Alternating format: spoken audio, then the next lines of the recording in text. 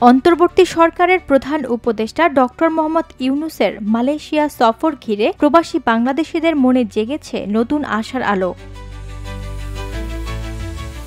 বর্তমানে মালয়েশিয়ায় আছেন প্রায় ১২ লাখ বাংলাদেশি। তাদের অনেকে বছরের পর বছর ভিসা জটিলতা, অবৈধ অবস্থান আর সীমিত চাকরির সুযোগ নিয়ে লড়াই করছেন। পাশাপাশি দেশে থাকা হাজারো পরিবার প্রবাসীদের কষ্টার্জিত অর্থের উপর নির্ভর করে বেঁচে আছে। তাদের দীর্ঘদিনের আশা বন্ধ শ্রমবাজার যেন খুলে যায়। এ কারণেই ডক্টর ইউনূসের এই সফর ঘিরে তৈরি হয়েছে ব্যাপক আলোচনা। সফরে কি পেতে যাচ্ছে নতুন বাংলাদেশ? শ্রমবাজার কি আবার খুলবে? এমন নানা প্রশ্ন প্রবাসীদের মনে।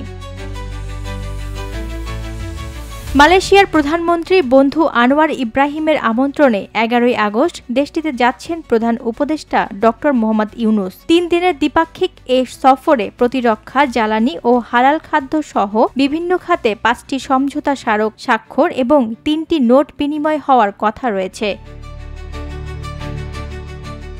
ঢাকা কুয়ালালামপুরের কূটনৈতিক সূত্রে জানা যায়, মালয়েশিয়ার প্রধানমন্ত্রী আনোয়ার ইব্রাহিমের সঙ্গে বৈঠকে প্রাধান্য পাবে কর্মী পাঠানোর ক্ষেত্রে জটিলতা, প্রতিরক্ষা, জ্বালানি, ব্যবসা-বাণিজ্য, উচ্চশিক্ষা, রোহিঙ্গা সংকট, কৃষি, হালাল খাদ্য ও সমুদ্র অর্থনীতি এবং আসিয়ান সহ আন্তর্জাতিক অঙ্গনে দুই দেশের সহযোগিতা সহ নানা বিষয়।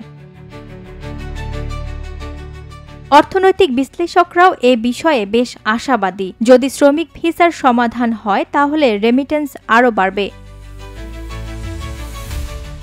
রেমিটেন্স বাংলাদেশের অর্থনীতির অন্যতম প্রধান চালিকা শক্তি। শুধু মালয়েশিয়ায় প্রতি বছর বাংলাদেশে পাঠায় কয়েক বিলিয়ন মার্কিন ডলার। শ্রমবাজার আবার খুলে গেলে কর্মসংস্থান বাড়বে, বদলাবে বহু পরিবারের ভাগ্য। দূর প্রবাসে থাকা মানুষের চোখে তাই এই সফর শুধু কূটনৈতিক আনুষ্ঠানিকতা নয়, এটা তাদের স্বপ্ন, জীবিকার নিরাপত্তা আর পরিবারের জন্য নতুন ভবিষ্যতের আশার আলো। মালয়েশিয়া সফর থেকে প্রবাসীদের এই প্রত্যাশা পূরণ হবে কিনা সেটা এখন সবার নজরে।